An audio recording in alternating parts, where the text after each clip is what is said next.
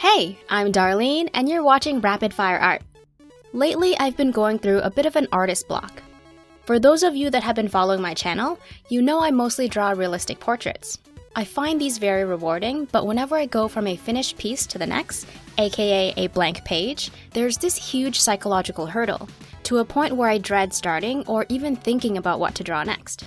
I knew I needed to keep drawing so I don't get rusty, so I started filling my sketchbook with anything and everything. In this video, I want to share some ideas that helped me enjoy drawing again. I think the key for me is to remove the pressures of creating something impressive or focusing too much on perfecting every detail, and learn or relearn to just enjoy drawing again. Whether you're going through something similar or just looking for fun ideas to fill your sketchbook, I've got you. The first idea is a warm-up, a ZenDoodle.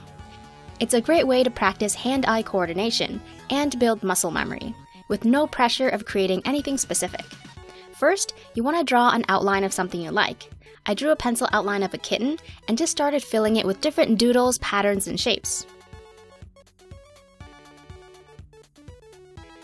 It may seem a little scary at first to place the first doodle randomly. I'd recommend starting in a small, narrow area instead of a wide open area. More constraints actually makes it less intimidating to start.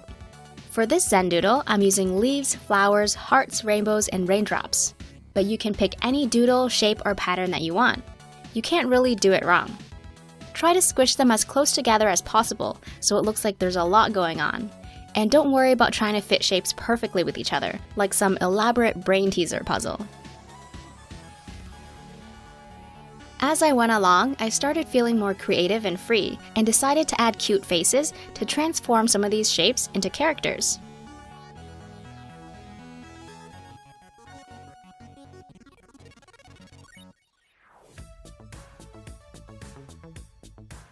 Once I filled up the kitten outline with shapes, I thickened the shapes along the outside border and filled in the spaces between them.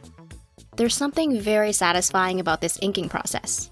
The drawing became bold and started to pop.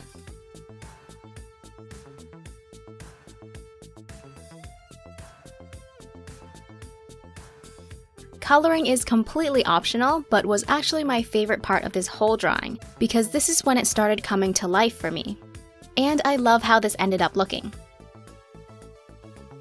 ZenDoodles start off as simple random doodles of shapes and patterns, but always end up being a drawing that I like flipping through in my sketchbook. By the way, don't feel the need to complete this in one sitting.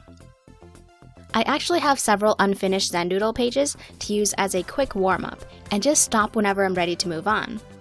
Zero commitment. The second idea is tiny doodles. It's perfect for when you're not ready to commit to a full drawing. Just like the last one, don't feel the need to complete the whole page. Draw as many or as little as you feel like, and pick it up at any time. The cool thing about this when you're feeling a bit commitment phobic is you don't need to add too much detail to any individual drawing. Think of them as icon-level drawings. I just completed a Jurassic Park movie marathon, so I've picked the theme of dinosaurs and then just drew anything related to it. All types of dinosaurs, fossils, trees. I especially love the volcanoes. And don't worry, you don't actually need to draw 100 different unique drawings. You can repeat or slightly modify an existing drawing, just like I've done all over the page. And as you can probably tell, these don't need to be perfect at all, but when you look at them all together on a page, it actually looks great. The completed page kind of reminds me of sticker sheets, and the assortment makes it fun to look through and explore.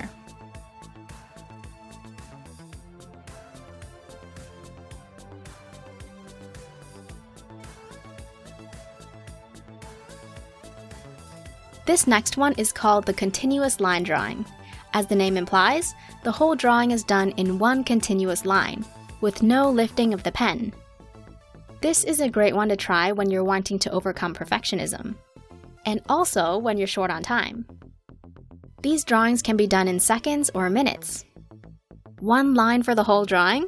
I know it sounds difficult, but it was really effective in getting me to not take myself or the drawing too seriously. I think knowing that the style of this drawing is loosey-goosey helped remove my constant need for accuracy. As soon as I made my first mistake, my mind felt more free already. By the way, I used a marker instead of a pencil, which added an extra level of challenge, as there was sort of a time limit to it. If I stopped for too long to think, the ink will bleed out. It really forced me to keep my hand moving, and to stop overthinking, and just play. As I did more and more continuous line drawings, I found myself embracing mistakes and trying to make the best of them. And sometimes that's just what we need. All in all, I'm quite happy with how this turned out as a drawing. I colored it in but offset the colors to balance out the car's stretched out look. I think it has such a unique minimalist look to it and can really stand on its own as an art piece.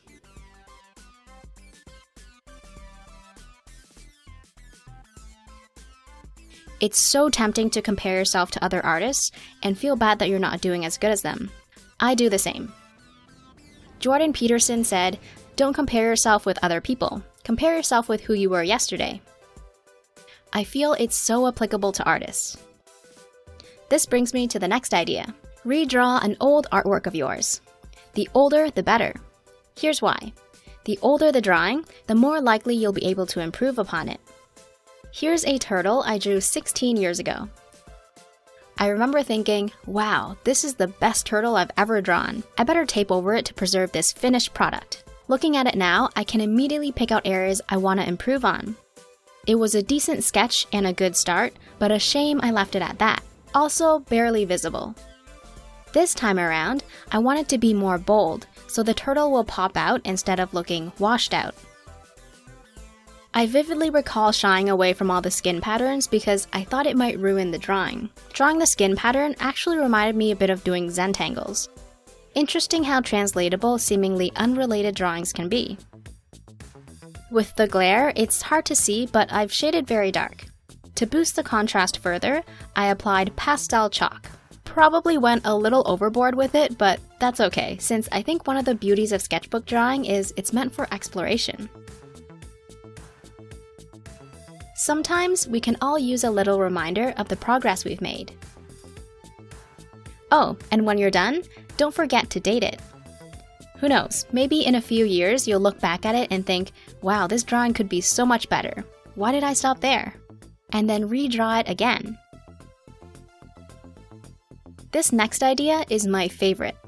I find it helps me to think more creatively, allowing me to explore silly ideas and enables my mind to do a complete reset as I dive into a new fantastical world. Idea number 5 is to create contrasting worlds. For my drawing here, I created a non-suspicious mushroom forest, but with a very top-secret tech facility below. Like any proper top-secret facility, there are watchmen. 2 of them. Can you find them? Take the elevator down, and you may be greeted by Mr. Headgoop, who is in charge of the whole harvesting process of mushroom slime. And this is not some little facility harvesting laughable quantities of slime. The presence of a train suggests that this is part of a much, much bigger network and organization. I'm getting carried away, but you get the idea. It was so much fun to add all the little details while exploring and creating a whole new world. Make up a language, add characters, add nonsensical pipes that connect to absolutely nothing, or change the direction of gravity. It's your world and no one can tell you what's right or wrong.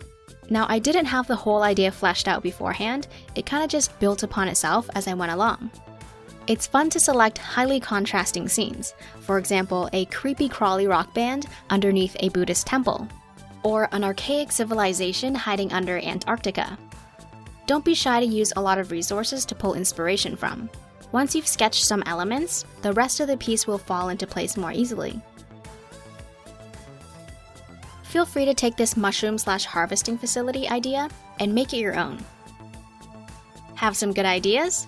Drop them in the comment section. I'm curious what themes you guys come up with. My last idea is to do your art through another lens.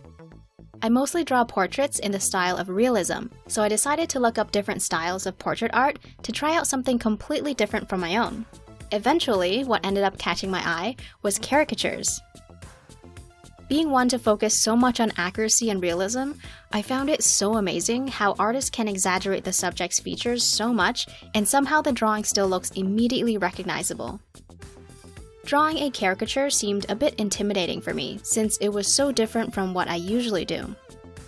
So I decided to look at other people's work and just try to replicate it to let my mind and hands feel the style first. This was my recreation of Tom Richmond's caricature of Hugh Laurie. He's a master caricature artist. The half-closed eyelids, his face shape, and his mouth were so exaggerated, yet spot on. It takes a very keen eye and great observation skills to be able to recognize and distill out the essence of a person. So this was not my first attempt. I drew 3, and I think the sequence of my drawings are pretty evident, but I love that in a sketchbook, seeing progress when I try something new. By the time I got to the 3rd one, I was excited to draw another. But for the next one, I'll try creating my own original caricature, choosing what to exaggerate myself, instead of copying from Tom Richmond's work. I think it's a fun way to work on identifying what are the most important elements to focus on, and it felt like a refreshing way to analyze faces from a completely different perspective. This sketchbook page was the one that got me mentally ready to try another realistic portrait again.